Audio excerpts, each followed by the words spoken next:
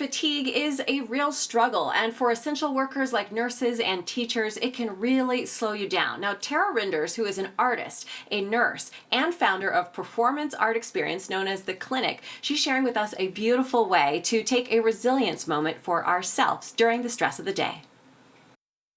Tara, thank you so much for joining us on Colorado and Company. Now, your work is focused on helping healthcare workers address compassion, fatigue, burnout, and then secondary traumatic stress. Really important right now. So let's start with how you got started in this work.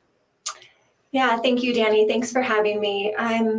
This work's really important to me because it started when I first became a patient for the first time. I've always been a nurse on the other side, but when I had an ectopic pregnancy, that took me to the hospital, to the emergency room. I was admitted, and then I had to have emergency surgery.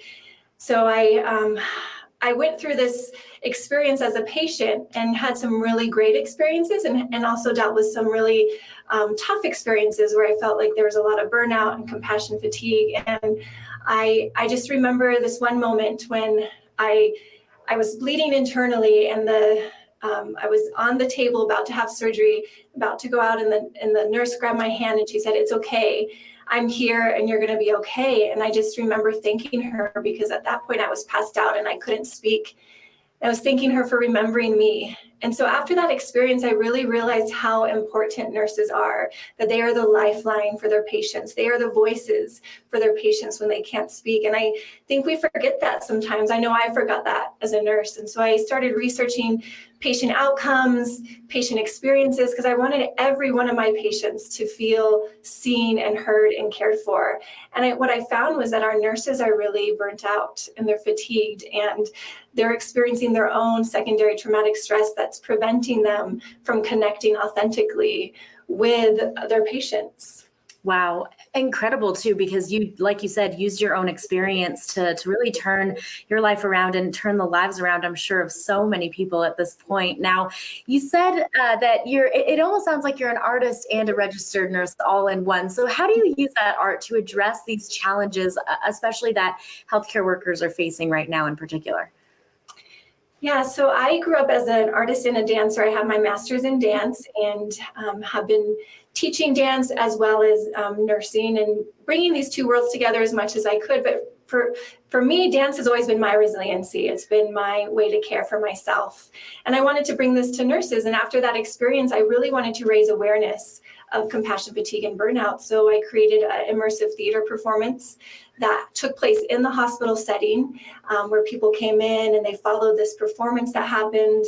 And then I also created a workshop series that was based in art and play, and that allowed the nurses to use the arts as a way to feel and reconnect to their bodies, using dance to reconnect to their bodies, and play to just get imaginative and curious again.